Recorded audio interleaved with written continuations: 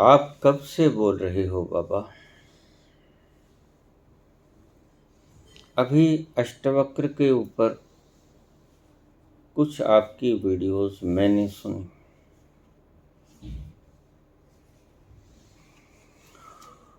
Ramandeep, Australia से।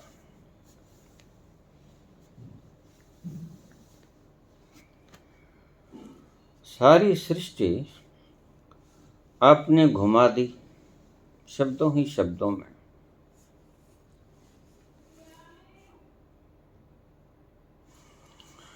क्या कोई ऐसा मेथड भी है? आपने 7 साल एक जगह बैठने के लिए भी बोला, ध्यान करो, ये करो, वो करो। बहुत कुछ बोलते हैं शास्त्र और गुरुजन। क्या कोई ऐसा भी मेथड है जिसमें वक्त न लगे या कम लगे? जैसे पूछा जनक ने अष्टावक्र से, हे प्रभु, कोई ऐसा रास्ता भी है कि इस जन्म में मैं उस परम खुशी को पालूं? अष्टावक्र ने कहा, जनक, तुम पर निर्भर करता है। तुम योग्य हो। तुम्हारी स्थिति ऐसी है राजा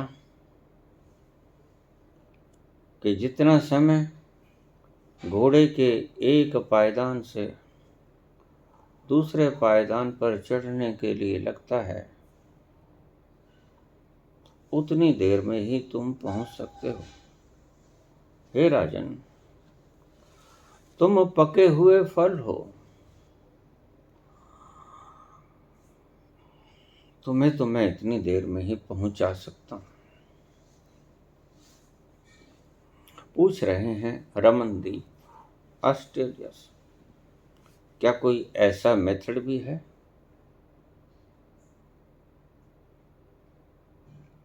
जिससे इस जन्म में या कम से कम समय में हम उस परम खुशी को पा सकें?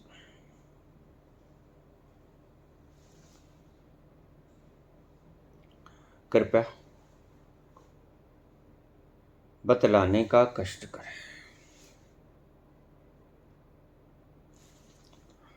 है।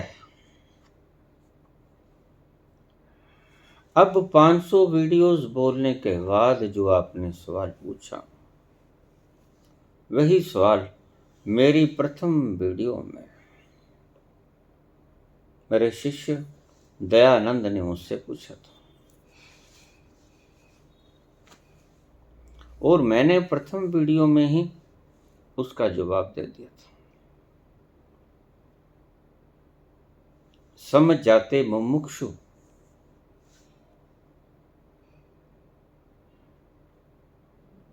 तो मुझे इतना बोलना न पड़ता।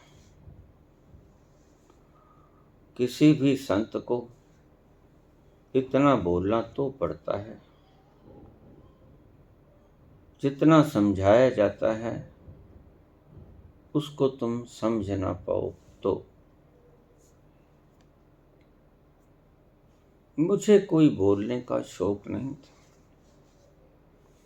ना ही मुझे कोई बोलने की बीमारी है। पहली वीडियो को सुनिए। कोरोना के वक्त लॉकडाउन हो गया था, सभी अपने घरों में बंद थे, कोई काम धाम ना था, कुछ करना ना था, कहीं जा नहीं सकते थे, कहीं सैर सपाटा नहीं, कहीं बाजार नहीं। ना दुकानदार ने दुकान खोलनी थी, ना दुकान खोलने देते थे, ना मुलाजिम ने दफ्तर जाना होता था। सभी फ्री थे, कुछ नहीं करना था। और जो मैं कहता हूं कि कुछ नहीं करना है, यह प्रकृति ने तुम्हें एक बहुत बड़ा मौका दिया था। 1 वर्ष का निश्चित ही, अगर तब आप उन दिनों का उपयोग कर लेते तो आज ये प्रश्न करने वाला मेरे सम्मुख यह प्रश्न न बिखेरता। और सभी मुल्कों में ये हाल था, थ्रू आउट द वर्ल्ड।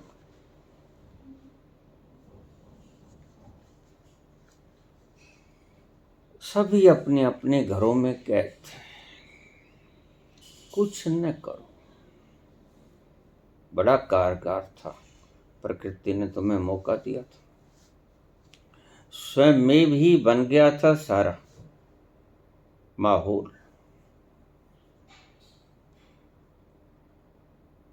मत ढूंढो भगवान को, मेरी प्रथम वीडियो, सर्वप्रथम वीडियो, और आज 500 के करीब वीडियोज हो चुकी हैं। आज तुमने फिर वही प्रश्न दोहरा दिया। क्या है कोई ऐसा रास्ता? है, बिल्कुल है। मैं कहानी सुनाया करता हूं कि मैं लुधियाना गया था, तो रिक्शा वाला कहने लगा, बहुत साल पहले की बात, कि सरदार जी आपसे 30 रुपये लूंगा। मैंने कहा ठीक है चल। वो काफी घुमा फिरा के 2 घंटे के बाद उसने मुझे मेरे गंतव्य तक पहुंचाया। और वापसी आता वह दुकान का मालिक जिसके पास मैं गया था, उसने मुझे 1 या 2 मिनट में रेलवे स्टेशन पे पहुंचा दिया। इतनी देर में भी रेलवे स्टेशन पहुंच जाते हो? सही पूछो तो इतनी ही देर में पहुंच जाते हो। फिर समझना, सही पूछो तो इतनी ही देर का रास्ता है। और ये तो बाहर का रास्ता था। अगले क्षण घटना घट सकती है, अगले क्षण। उतरते रहेंगे हीरे के ऊपर लगे कीचड़। तुम एक बार गोता लगा लो। धुलते रहेंगे पाप और पुण्य, भोगते रहोगे सुख और दुख। तुम एक बार छलांग लगा लो। ये सब कुछ बुद्ध को भी बाद में ही करना पड़ता है, ध्यान रखना। बुद्धत्व प्राप्त होने तक सभी कर्म भोग समाप्त नहीं हो गए होते। सभी को अपने कर्म बुद्धत्व के बाद भोगने पड़ते हैं, सुख या दुख। तो फिर सारे ही बाद में भोग लेंगे। तुम अभी छलांग क्यों नहीं लेते? लेकिन नहीं, तुम्हारा मन नहीं मानता। इसमें मन का क्या नुकसान है? मन का कोई नुकसान नहीं। सच में बूंद का कभी नुकसान होता है? जब वो समुद्र में मिल जाती है, बूंद का कोई नुकसान होता है? नहीं। सच में तो मन तू ज्योत स्वरूप है, अपना मूल पहचान। बूंद तो समुद्र बन के विशाल हो जाएगी, विराट हो जाएगी। बूंद का बिगड़ेगा कुछ नहीं।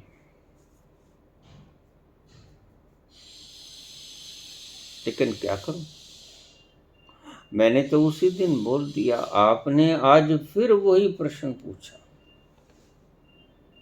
और उस दिन दयानंद ने भी यही प्रश्न मुझसे पूछा था। मेरी प्रथम वीडियो सुन के देखना। पहले पहले रुक जाओ यहीं पे, आगे मत जाओ। आगे गए तो घोर जंगलों में भटकना पड़ेगा और हाथ कुछ नहीं लगेगा। जाओगे फिर भी इसी तरह जैसे आज जाओगे। छलांग लेनी आज लो, या घूम फिर के संसार आ जाओ, फिर छलांग ले लो, तुम्हारी मर्जी। कितने जन्मों से तुम घूम फिर रहे हो, सैर सपाटे कर रहे हो। देरी तुम्हारी तरफ से है, ईश्वर की तरफ से कोई देरी नहीं। ईश्वर ने जैसे ही तुम्हें मनुष्य का जामा दिया, एक बात को ध्यान में रखना, तत्क्षण दूसरे ही क्षण आप छलांग ले सकते थे, आपने छलांग नहीं ली। आपकी मर्जी। अगले ही क्षण आप कूद सकते थे, आप नहीं कूदे। ईश्वर ने तुम्हें योग्य बना दिया था। मानस जन्म अमोल है, आपको वो जन्म दे दिया, वो देह दे दी जिससे जब तुम चाहो छलांग ले ले। चाहे अब, चाहे तब, जब तुम्हारा मन करे। तुमने तब का रास्ता चुना और तब करते करते अब तक पहुंच गए हो। अब पूछते हो कि क्या कोई रास्ता है?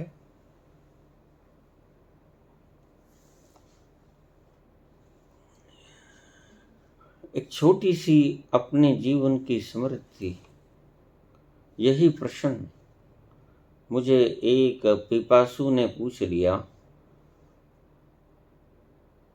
मुझे दुकान पर बैठा के चला गया मेरा भाई। मैं दुकान के काउंटर पर बैठ गया।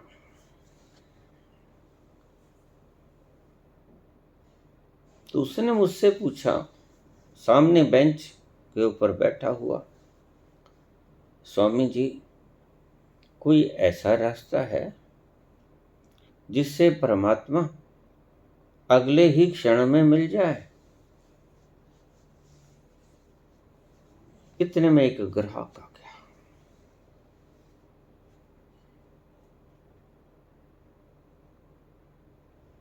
उस ग्राहक ने मुझे, होजरी की दुकान थी, लेदर शूज, दूसरे शूज, लेडीज जेंट्स, होजरी सारी, पश्चिम वगैरह। सर्दी का वक्त था।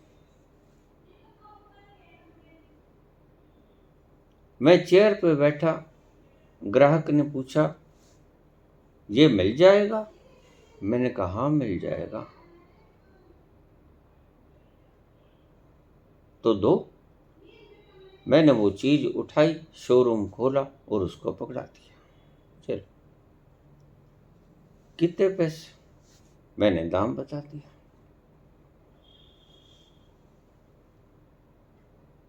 और दाम भी मैंने ऐसा बताया जिस दाम में मैं खुद खरीद के लाया। परचेजिंग मेरे पास थी, सारी दुकान की सारी परचेज, वो चाहे कुछ भी क्यों ना हो, मैं ही खरीदा करता था। आगरा, दिल्ली, अंबाला वगैरह वगैरह जाके सारा उत्तरदायित्व खरीद का मेरा जिम्मा। और मैं खरीद के लेके आया और मुझे पता कितने की लेके आया। मैं उनसे वही पैसा मांग लिया जितने पैसे की मैं वो वस्तु खरीद के लाया था। जैसे आम लोगों की आदत होती है, फला व्यक्ति तो इससे आधे मोल में दे रहा है, मैंने कहा वहां से ले लो। ये व्यापार के रास्ते हैं, प्यार के रास्ते नहीं। जहां से सस्ती मिले वहां से ले लो, काहे नुकसान करते हो। चला क्या, मुझे मालूम था। अब वो सामने बैठा पिपासु मेरी सारी हरकतों को देख रहा था। ये आपने क्या किया, कितने की आई, इतने की ही आई, इतने की क्यों बेची। मैंने कहा तुम्हें उत्तर देने के लिए। व्यापारी व्यक्ति जितने की चीज खरीदेगा उसका पेशा ही ये है, 2 रुपये बढ़ा के बताएगा, यही 2 रुपये से वो अपना घर चलाएगा।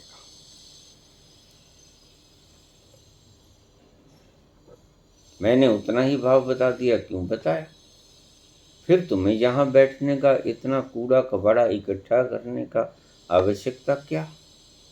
मैंने कहा तुम्हें जवाब देने के लिए मैंने ऐसा किया। अच्छा, तो मुझे जवाब तो नहीं मिला। मैंने कहा मिल जाएगा। यह व्यक्ति सारे बाजार में भोंक भांक के मेरे पास आएगा और बिल्कुल इतने की चीज लेके जाएगा।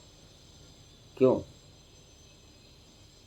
क्योंकि इससे सस्ता इसको कहीं नहीं मिलेगा, कहीं चला जाए, ब्रांडेड चीज थी।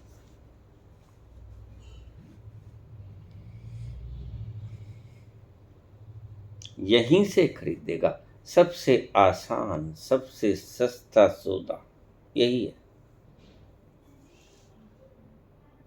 बस तुम्हें समझाने के लिए, भोंक लेने दो सारा संसार, जितने बाजार हैं सभी इसे घूम फिर लेने दो। ये महा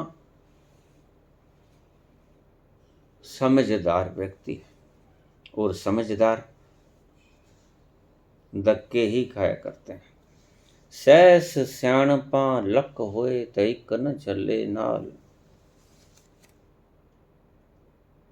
ये हजारों क्या लाखों स्याणपों का मालिक है, जो मुझे मेरे सामने बता रहा, जो खरीद के लेके आया कि इससे आधी तो फला दुकानदार दे रहा है। मैं तुरंत समझ गया था कि ये झूठ बोलता है। मैंने कहा ठीक, फिर दुगने पैसे क्यों देते हो, वहीं से ले लो। नहीं, शायद इससे भी सस्ती मिल जाए आगे।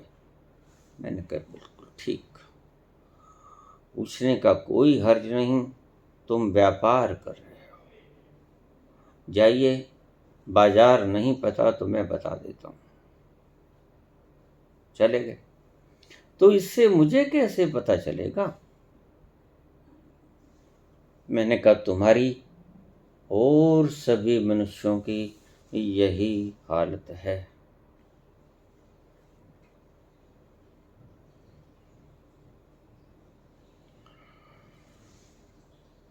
तुम घूम फिर के आओगे, सारा संसार भोंकोगे, भोगोगे,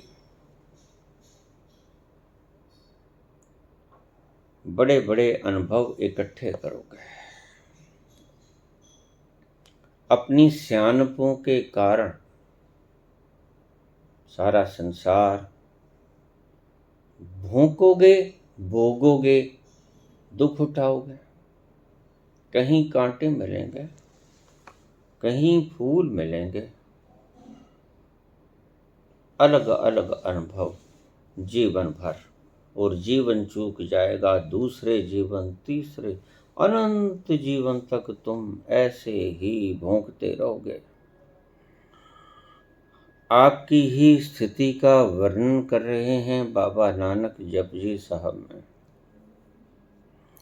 असंख्य मूर्ख, अंधकोर, असंख्य चोर हराम खोर, असंख्य अमर कर जाहि जोर, असंख्य गलवड हत्या कमा, असंख्य पापी पाप कर जा,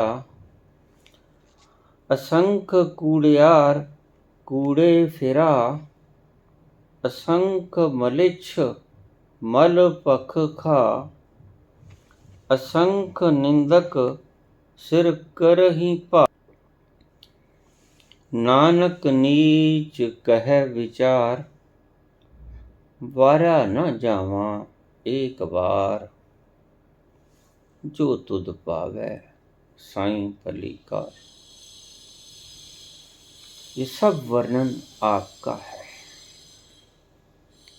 शब्द लगाया असंख्य, इनकी गिनती नहीं हो सकती। और आपके सारे वो कर्म गनाए जो आप इस धरती पे आके करते हो। याद रखना, अगर वो कह रहे हैं कि मलिच्छ,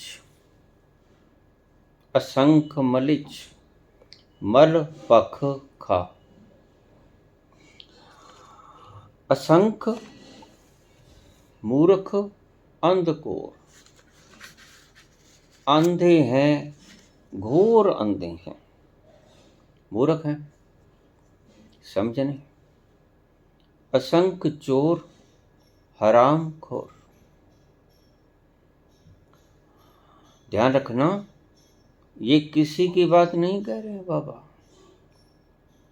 असंख्य हैं गिनती में, और आप इस जन्म में नहीं तो किसी जन्म में ऐसे रहे हो, आपकी ही गणना बाबा कर रहे हैं, यद्यपि आपको समझ नहीं आता। जब बाबा कहते हैं असंख्य चोर हराम खोर, आप कहते हो ये उनके लिए कह रहे हैं, आप अपना अहम बचा लेते हो। नहीं, ये आपके लिए कह रहे हैं। असंख्य मूर्ख अंधकोर, असंख्य चोर हराम खोर, ये सब आपके लिए हैं। शब्द सुनते जाना। असंख्य अमर कर जाहि जोर, असंख्य गलवड हत्या कमा। असंख्य लोग ऐसे हैं जो हत्या करने में, दूसरे का गला काटने में भी गुरेज नहीं करते। अनगिनत ऐसे हैं असंख्य अमर कर जाहि जोर, जो अपने जोर बाहुबल के कारण आप पर राज कर रहे हैं। असंख्य लोग ऐसे हैं, और आपके जन्म भी असंख्य ही हो चुके हैं। और असंख्य जन्मों में आपने जो बाबा बोल रहे हैं वो सब कुछ किया है। ये आपको कह रहे हैं बाबा, इस जन्म में नहीं कर रहे, माना दानी हो, लेकिन किसी जन्म में आप चोर भी थे, हरामखोर भी थे। असंख्य गलवड हत्या कमा, असंख्य पापी पाप कर जा। बहुत से लोग हत्या करने में भी गुरेज नहीं करते। बहुत से पापी पाप करके ही इस सृष्टि से विदा हो जाते हैं। असंख्य कूड़ियार कूड़े फिरा, बहुत से झूठे झूठे कामों को करने वाले यहाँ पर विचरण करते रहते हैं संसार में। असंख्य मलिच्छ मल पख खा, बहुत से मैला खाना खाने वाले। मैला खाना कौन खाता है? सूअर। लेकिन मनुष्य भी मैला खाना खाता है। किसी का छीन के खा लेना मैला खाना खाना है। किसी का छीन के, उसको भूखे मार के अपनी तिजोरी भर लेना, ये भी सूअर की जोनी है। ये भी मैला खाना खा रहे हैं। किसी का गल काट कर कमा रहे हैं। असंख्य मलेच्छ मल पख खा, असंख्य निंदक सिर करहीं पार। बहुत से ऐसे हैं जो बिना कारण के दूसरों की निंदा करते रहते हैं। यहाँ बात समझ लेना।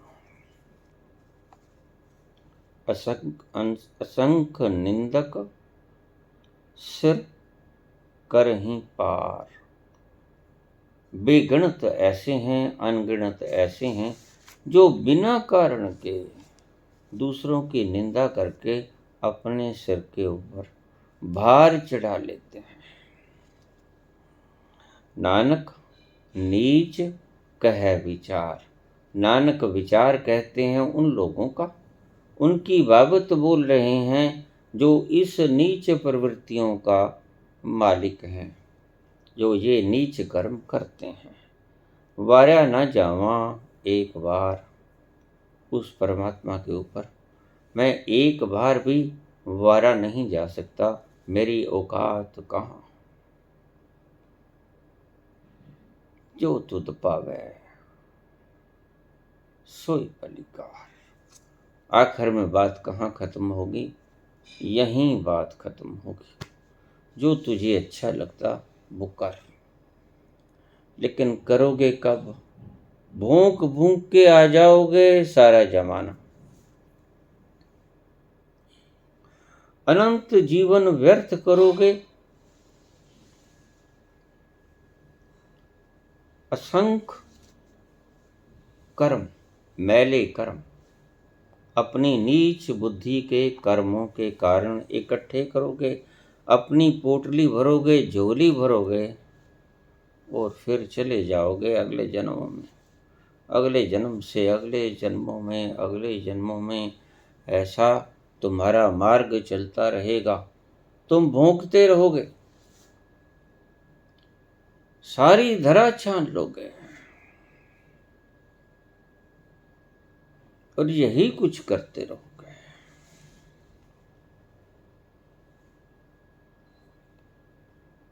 लेकिन तुम आज तक यहां हो, ये इसी बात का प्रमाण है कि तुमने छलांग ली नहीं। तुम आज भी वही हो जहां 100, 200, 500 साल पहले थे। चाहे तो अगले जन्म में भी मुक्त हो सकते थे। पशुता के बाद के प्रथम जन्म में भी, प्रथम क्षण में भी मुक्त हो सकते थे, क्योंकि मानस जन्म की यह अपॉर्चुनिटी है एक।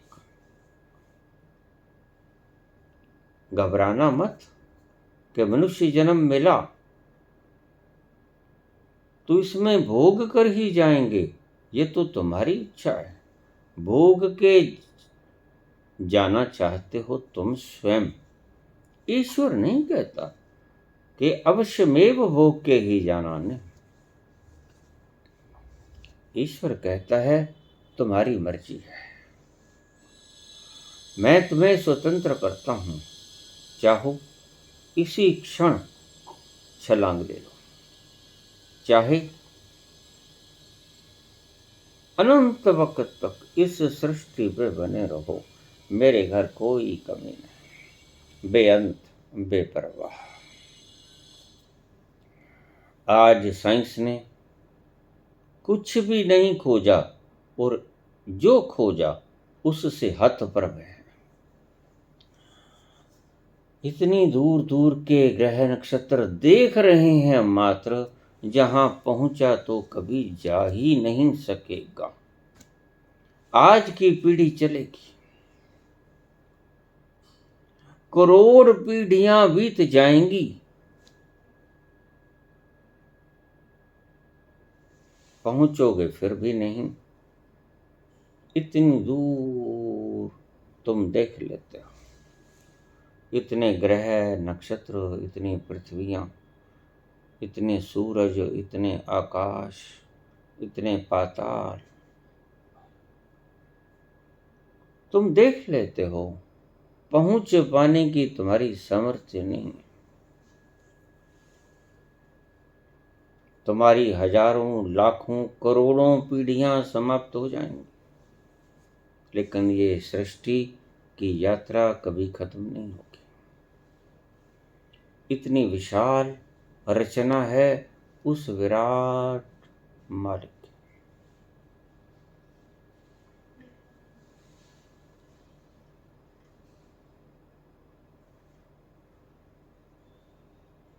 वह व्यक्ति मेरे पास बैठा रहा।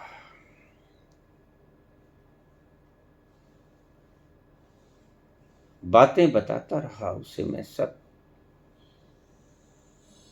बहुत शास्त्र, बहुत मत हैं,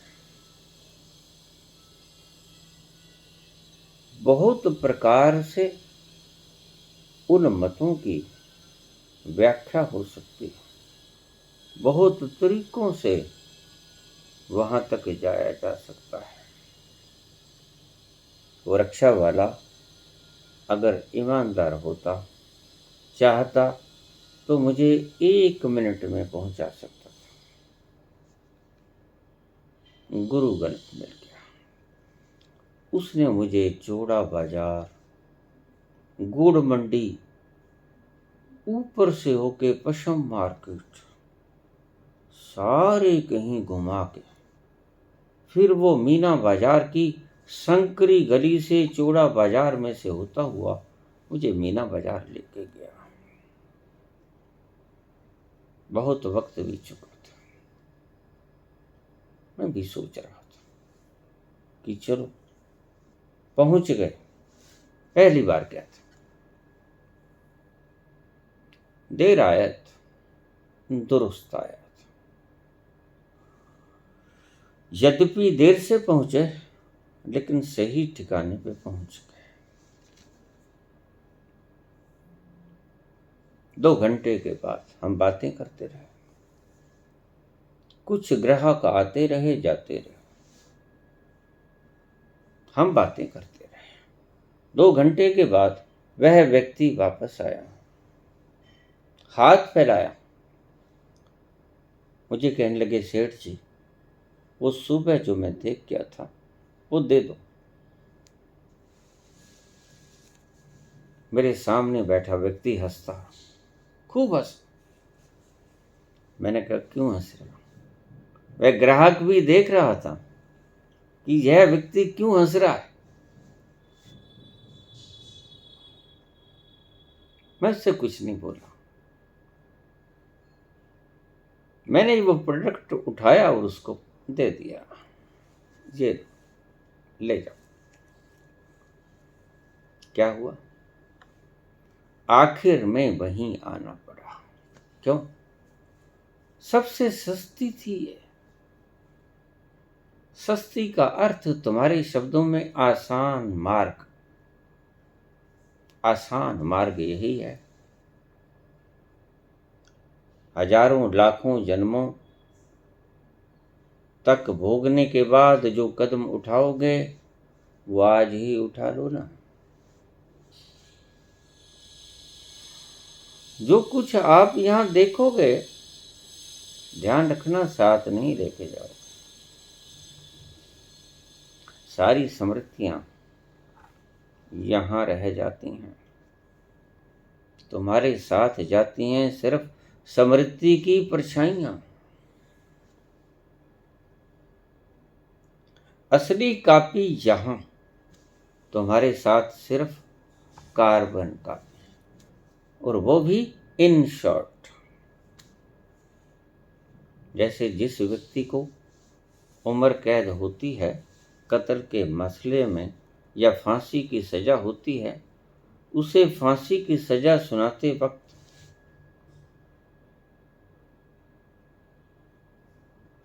उम्र कैद करते वक्त जज तो देता है फैसले की कापी, लेकिन वो व्यक्ति सिर्फ कैदी बन के रह जाता है। उसे पता ही नहीं चलता कि ये फैसला हुआ कैसे। वकील को पता चलता है, वह भोगता है, लेकिन उसे पता नहीं होता कि किस कानून के तहत ये सजा मुझे मिली, क्योंकि कानून की किताब तो बहुत लंबी चौड़ी है, सभी ने पढ़ी भी नहीं होती। वो सजा काटता है। गुनाह कर दिया, सजा काट लो, मुक्त हो जाओ। गुनाह करोगे, अच्छे कर्म करोगे, सजा काटोगे, सुख भोगोगे, दुख भोगोगे, क्या जरूरी है क्या? ये भटकन आवश्यक है क्या? और ये भी हो सकता है इस भटकन के अंदर तुम अपना खुद का परिचय ही भूल जाओ, आज की तरह। आज ऐसा ही हुआ है, तुम अपना परिचय ही भूल गए। जो तुम हो वो तुम्हें पता ही नहीं। इसीलिए तो गुरुजीएफ को कहना पड़ता है, याद करो तुम कौन हो, सेल्फ रिमेम्बरिंग। इसलिए रमन को कहना पड़ता है, खोजो, who are you, who am I, और दूसरा कोई मतलब नहीं। इसीलिए लाओ त्से को कहना पड़ता है, नो दाई सेल्फ। ये पहले दिन भी कहा जा सकता था। मनुष्यत्व से पहले दिन तक पशु योनि में तो तुम इससे योग्य ही नहीं थे, लेकिन जैसे ही तुम मानव योनि में आए, अगले ही क्षण तुम छलांग लेने में समर्थ तो थे, छलांग ली नहीं। इतना भरमा दिया इस सृष्टि के लशक दशक ने, लेकिन तुम भूल गए, all that glitters are not gold. ये चमकने वाली सभी चीजें धोखा है। सहस स्याणपा लख होवे, इक न चले नाल।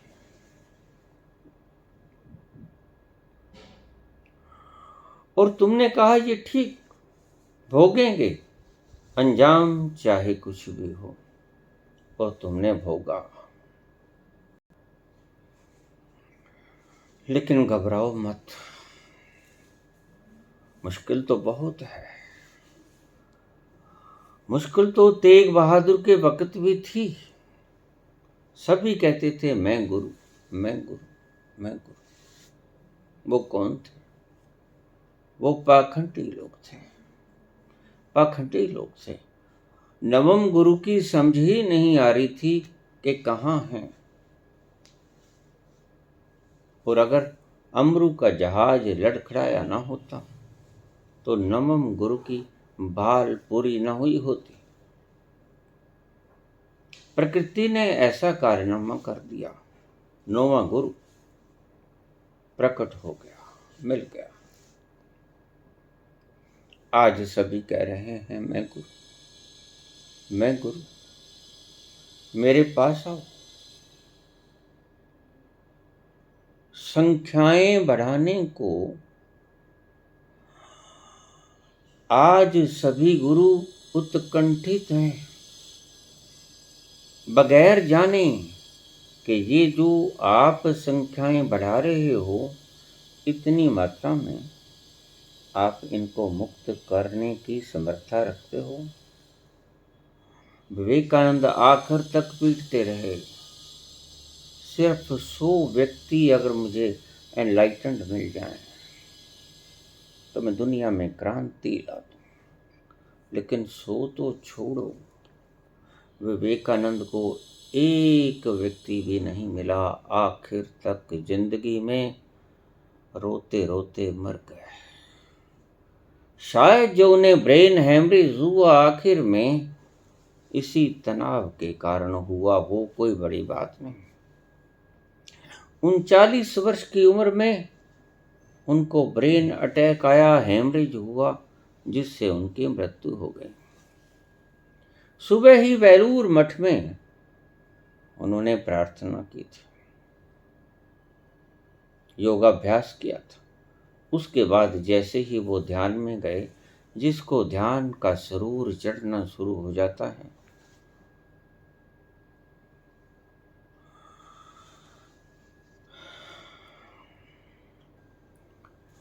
इश्क पे जोर नहीं, इश्क पे जोर नहीं, ये वो आतिश है गालिब। इश्क पे जोर नहीं, ये वो आतिश है गालिब, जो लगाए ना लगे और बुझाए ना बने। तुम्हारे लगाने से ये लगती है, और फिर जब लग जाती है, जो लगाए ना लगे और बुझाए ना बने, और फिर तुम्हारी इच्छा से ये बुझती भी नहीं। ये वो आग है जो तुम्हारी बिना इच्छा के लगती है। प्रेम कभी तुम्हें पूछ के होता है। दो प्रेमियों से पूछो, जब प्रेम की लश्क उतरी उनके हृदयों में, उनसे पूछ के उतरी थी। सभी कहेंगे हमें मालूम ना था।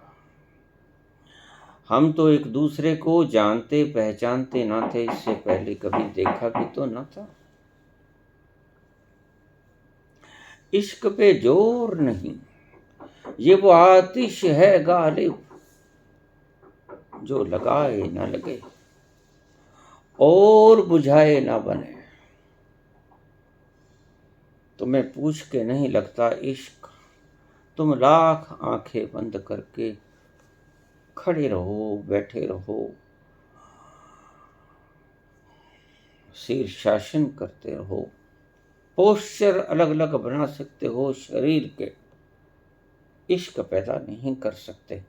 इश्क तो उसकी मर्जी से ही लगता है और उसकी मर्जी से ही बुझता है। अब बुझेगा कैसे? उसकी मर्जी से ही। नदरी मोख दवार, ये लग तो गया इश्क, तो बेलूर मठ में बैठे ध्यान की बड़ी तलब रहती विवेकानंद को। वह जो पहली झलक देखती थी, वह भूले ना भूलती थी, बुझाए ना बने, वो तड़पाती ही रहती थी हर पल।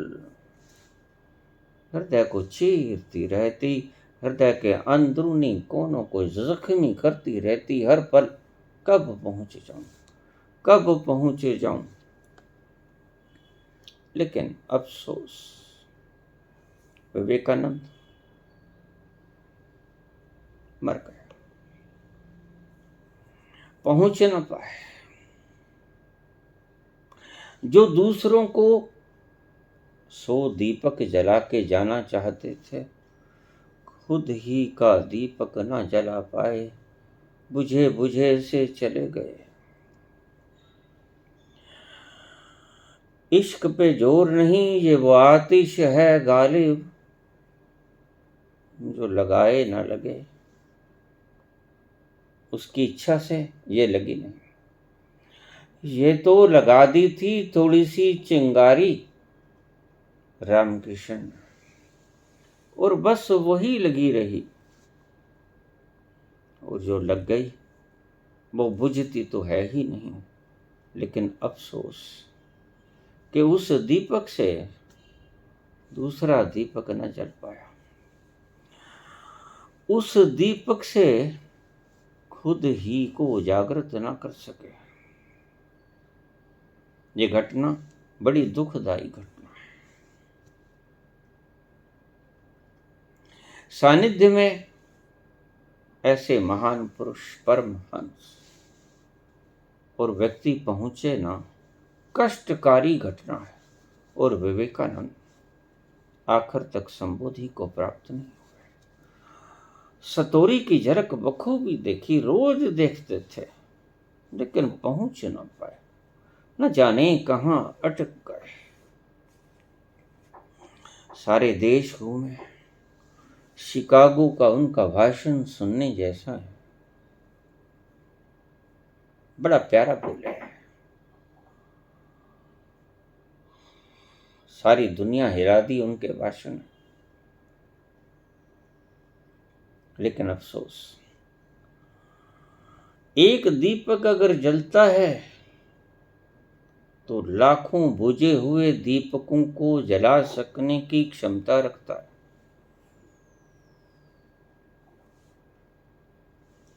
लेकिन लाखों बुझे हुए दीपक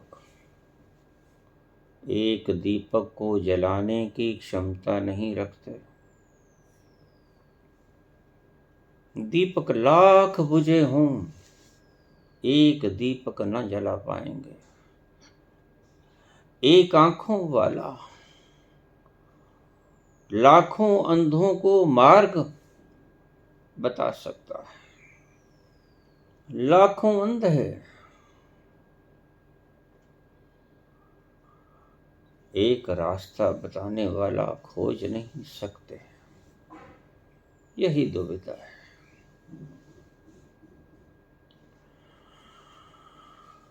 बुझाए से बुझती नहीं। बैठे बेलूर मठ में ध्यान रोज करते थे, रोज जाते थे उस स्थल पर जहां तक पहुंच के चीख निकली उनकी, मेरे माँ बाप भी हैं स्वामी जी, मेरे भाई बहन भी हैं, मेरे माँ बाप भी हैं। तो रामकृष्ण ने कहा, अच्छा माँ बाप भी हैं तो फिर बाहर आ जाओ। बाहर आ गए, लेकिन वो दिन उनकी जिंदगी का सबसे बड़ा अनिष्टकारी दिन रहा। जाते जाते तक बड़ा प्रयास किया, रामकृष्ण तो चले गए,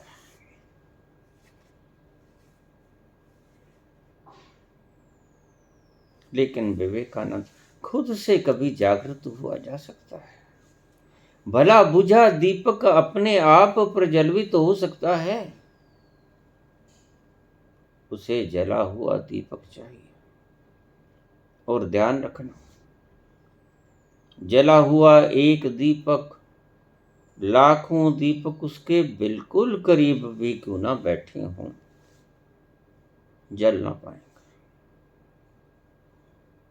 कुछ थोड़ा सा तो करना ही होगा।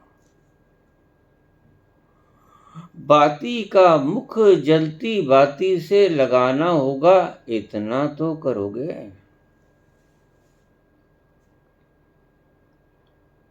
एक दीपक को अपनी बाती का मुख जलती हुई बाती वाले दीपक से लगाना हो तो जल जाता है, अन्यथा बुझा ही रहेगा। कितना ही करीब क्यों ना हो, बस मुख से मुख न लगाए, पीठ से पीठ बढ़ा ले, जल ना पाएगा। करीब बैठा हो, जल ना पाएगा। दीवार से दीवार लगा ले, नहीं जल पाएगा।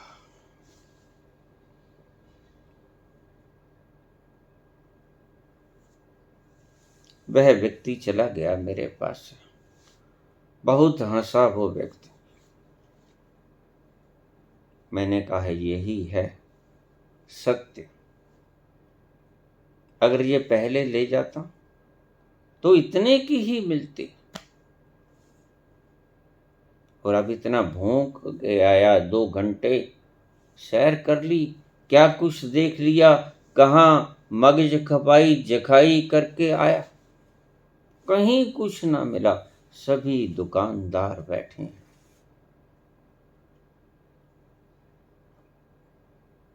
यहाँ सारे जगत में छीना छपटी के अलावा तुम कुछ न पाओगे।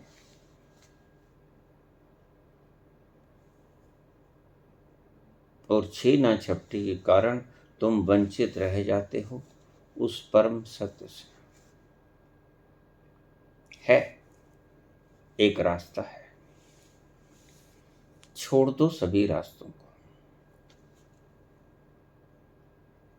अनेकों बार मैंने कहा, इन शास्त्रों को एक स्थान पर अलमारी में बंद करके रख दो, बहा दो गंगा में, जला दो, इनकी कोई आवश्यकता नहीं। तुम्हारे ही भीतर तुम्हारा ही जलता हुआ अस्तित्व बैठा है। दिया जले अगम का, बिन बाती बिन तेल। वो दिया तुम्हारे भीतर जल रहा है। बाहर का दिया भी अगर उपलब्ध नहीं है तो चिंता मत करना, भीतर का दिया मजे से तुम्हें जला देगा। कोई फिक्र मत करना। अगर कोई ऐसा भागा क्षण इस धरती पे आ जाए कि कोई सदगुरु न बचे, सभी पाखंडी शेष रह जाए, फिर भी ना घबराना, क्योंकि एक सच्चा गुरु किव सचियारा होई है, किव कूड़े टूटे पार, हुक्म रजाई चलना, नानक लिखया नार। तुम उस सांचे से नेह लगा लेना। कोई भी गुरु ना मिले, सब गुरु समाप्त हो जाएं, ऐसी स्थिति आ सकती है। कभी ऐसा वातावरण धरती पर बन जाए, साचा गुरु एक भी ना रहे, तो भी घबराना नहीं। तुम्हारे भीतर का गुरु सदा विद्यमान रहेगा, उसके साथ नेह लगा लेना। उसके दीपक से अपना बुझा दीपक जला लेना। वो सदा जल रहा है। बिन बाती बिन तेल दिया जले अगम का। वो अगम का दिया तो सदा जल रहा, और उसे न कोई बुझा सकता, न वो बुझेगा। याद रखना। अगर ऐसा कोई महाकलंकित दिन आ भी जाए धरती पे, तो चिंता मत करना, अपने ही भीतर उतर जाना। बस एक बात ध्यान में रखना, गलत गुरुओं के पासे में फंस मत जाना, अन्यथा हाल वही होगा जैसा उस ग्राहक का हुआ जो मेरे से कुछ सामान लेने आया था। फिर भी कूदोगे अपने भीतर, लेकिन भीतर के दिए से मुख भिड़ा के अपना दिया जलाओगे। तुम पहचान तो न पाओगे। कोई कब पहचान सका है? कोई पहचान नहीं सका। सदगुरु है कि कुमार्गी है, कभी कोई पहचान सकेगा भी नहीं, चाहे लाखों उदाहरणें लक्षण कृष्ण भगवान ने बता दिए। कृष्ण भगवान ने 20 लक्षण बताए पहुंचे हुए व्यक्ति के, लेकिन ध्यान रखना ये कारगर नहीं। बोल गए, मोटे मोटे तौर पे बोल गए, लेकिन ये आवश्यक नहीं है कि ये तुम्हें मिल जाएं, या कोई व्यक्ति ऐसा मिल जाए और वो आचरण करने वाला हो, सिर्फ भीतर से ऐसा ना हो। कोई ड्रामेबाज भी हो सकता है, कोई एक्टर भी हो सकता है, और असली से ज़्यादा बढ़िया एक्टिंग कर सकता है। ध्यान में रखना, वो तुम्हें गुमराह कर लेगा और तुम उसकी बातों में आ जाओगे, क्योंकि तुम्हारे पास पैमाना कोई नहीं। तो है, आज भी अष्टावक्र हैं, आज भी अष्टावक्र की गीता तो है, इसकी व्याख्या करवा लो। शब्द तुम्हारे पास, शब्द भी अति जरूरी है। शब्दों की व्याख्या करने वाले भी बैठे हैं, लेकिन माना कि उस व्याख्या के भीतर का रहस्य करने वाले हैं बहुत कम, लेकिन हैं, ये भूल मत जाना। शब्द मिल जाएं, महागीता मिल जाए अष्टावक्र की, उसकी व्याख्या करने वाला मिल जाए, काम नहीं होगा आपका, दिया नहीं जलेगा। लेकिन जैसे ही आपको उस व्याख्या के भीतर का मर्म, रहस्य बताने वाला सदगुरु मिल गया तो आपका दीपक प्रज्वलित हो जाएगा। आप छलांग ले लोगे अपने ही भीतर। घबराना मत, ये वो आतिश है जो लगाए न लगे और बुझाए न बने। किसी अष्टावक्र को खोज लेना। अष्टावक्र शब्द भी देते हैं, अष्टावक्र शब्दों के अर्थ भी देते हैं, और अष्टावक्र शब्दों के अर्थों के पीछे छुपा हुआ मर्म भी देते हैं, रहस्य भी बतलाते हैं। वो खोज लेना। इतनी मेहनत तो तुम्हें करनी ही पड़ेगी, इतनी भूमि तो तुम्हें तैयार करनी ही होगी अगर दुखों के पाश से मुक्ति चाहते हो। इश्क पे जोर नहीं, ये वो आतिश है गालिब जो लगाए ना लगे और बुझाए ना बने। धन्यवाद।